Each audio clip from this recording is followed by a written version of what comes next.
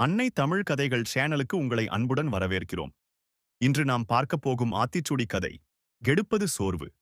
சோம்பல் எப்போதும் மனிதனை முன்னேற்றத்திலிருந்து தடுக்கிறது.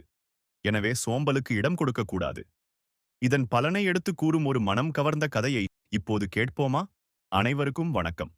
நான் உங்கள் கதை சொல்லும் நாயகன் ஜீவா முகேஷ். பூவனத்தூர் என்னும் கிராமத்தில் விஸ்வா என்ற சிறுவன் வாழ்ந்தான். அவன் புத்திசாலி, ஆனால் மிகவும் சோம்பேறி. தினமும் ஆசிரியர் கொடுத்த பாடங்களை படிக்காமல் பிறகு படிக்கலாம் என்று தள்ளி போடுவான். ஒரு நாள் பள்ளியில் பருவத் தேர்வு நடைபெற்றது.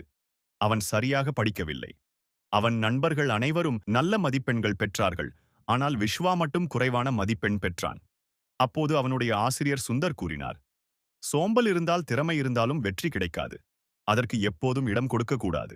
அதை கேட்ட பிறகு விஸ்வா சோம்பலை தவிர்த்துவிட்டு தினமும் முயற்சி செய்து படிக்க ஆரம்பித்தான். அடுத்த பருவத் தேர்வில் நல்ல மதிப்பெண்கள் பெற்று அனைவரின் பாராட்டையும் பெற்றான். இந்த கதை நமக்கு சொல்லும் பாடம்: வாழ்க்கையில் சோம்பலுக்கு இடம் கொடுக்கக்கூடாது. சோம்பலை தவிர்த்து முயற்சி செய்தால் நிச்சயம் வெற்றி கிடைக்கும். அடுத்த முறை இன்னொரு ஆச்சரியமான கதையுடன் மீண்டும் சந்திப்போம். நன்றி, வணக்கம்.